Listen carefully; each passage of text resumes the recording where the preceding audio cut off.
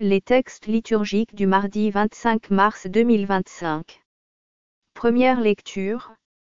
Voici que la Vierge concevra, Isaïe 7, 10 à 14, 8, 10. Lecture du livre du prophète Isaïe. En ces jours-là, le Seigneur parla ainsi au roi Akaz. Demande pour toi un signe de la part du Seigneur ton Dieu. Au fond du séjour des morts, ou sur les sommets, là-haut. Akaz répondit. Non, je n'en demanderai pas. Je ne mettrai pas le Seigneur à l'épreuve. Isaïe dit alors. Écoutez, maison de David. Il ne vous suffit donc pas de fatiguer les hommes. Il faut encore que vous fatiguiez mon Dieu. C'est pourquoi le Seigneur lui-même vous donnera un signe. Voici que la Vierge est enceinte. Elle enfantera un fils, qu'elle appellera Emmanuel. Car Dieu est avec nous. Parole du Seigneur. Psaume 39, 40, 7 à 8a, 8b à 9, x, 11. Tu ne voulais ni offrande ni sacrifice. Tu as ouvert mes oreilles. Tu ne demandais ni holocauste ni victime. Alors j'ai dit, voici, je viens. Dans le livre, est écrit pour moi. Ce que tu veux que je fasse? Mon Dieu, voilà ce que j'aime. Ta loi me tient aux entrailles. J'annonce la justice. Dans la grande assemblée. Vois, je ne retiens pas mes lèvres. Seigneur, tu le sais.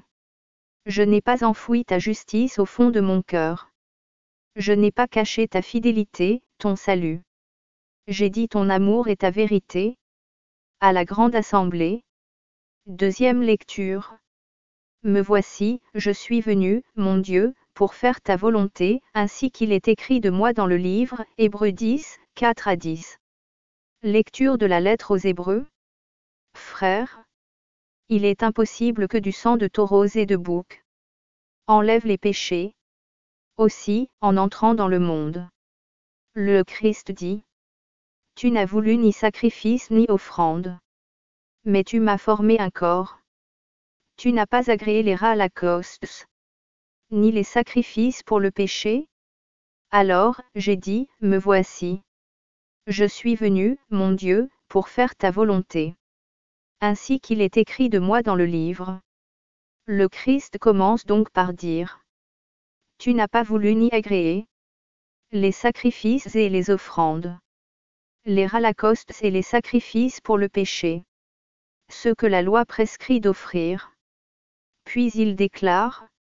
Me voici, je suis venu pour faire ta volonté. Ainsi, il supprime le premier état de choses pour établir le second.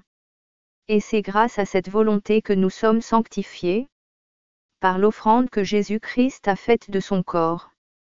Une fois pour toutes. Parole du Seigneur. Évangile. Voici que tu vas concevoir et enfanter un fils, Luc 1, 26 à 38. Évangile de Jésus-Christ selon saint Luc. En ce temps-là, l'ange Gabriel fut envoyé par Dieu dans une ville de Galilée, appelée Nazareth, à une jeune fille vierge, accordée en mariage à un homme de la maison de David, appelé Joseph. Et le nom de la jeune fille était Marie. L'ange entra chez elle et dit, je te salue, comblée de grâce. Le Seigneur est avec toi. À cette parole, elle fut toute bouleversée. Et elle se demandait ce que pouvait signifier cette salutation. L'ange lui dit alors, sois sans crainte, Marie. Car tu as trouvé grâce auprès de Dieu. Voici que tu vas concevoir et enfanter un fils. Tu lui donneras le nom de Jésus. Il sera grand. Il sera appelé Fils du Très-Haut. Le Seigneur Dieu lui donnera le trône de David son père. Il régnera pour toujours sur la maison de Jacob. Et son règne n'aura pas de fin. Marie dit à l'ange. Comment cela va-t-il se faire? Puisque je ne connais pas d'homme. L'ange lui répondit. L'Esprit Saint viendra sur toi. Et la puissance du Très-Haut te prendra sous son ombre. C'est pourquoi celui qui va naître sera saint. Il sera appelé fils de Dieu. Or voici que, dans sa vieillesse, Élisabeth, ta parente, a conçu, elle aussi, un fils. Et en est à son 6e mois. Alors qu'on l'appelait la femme stérile. Car rien n'est impossible à Dieu. Marie dit alors, voici la servante du Seigneur. Que tout m'advienne selon ta parole.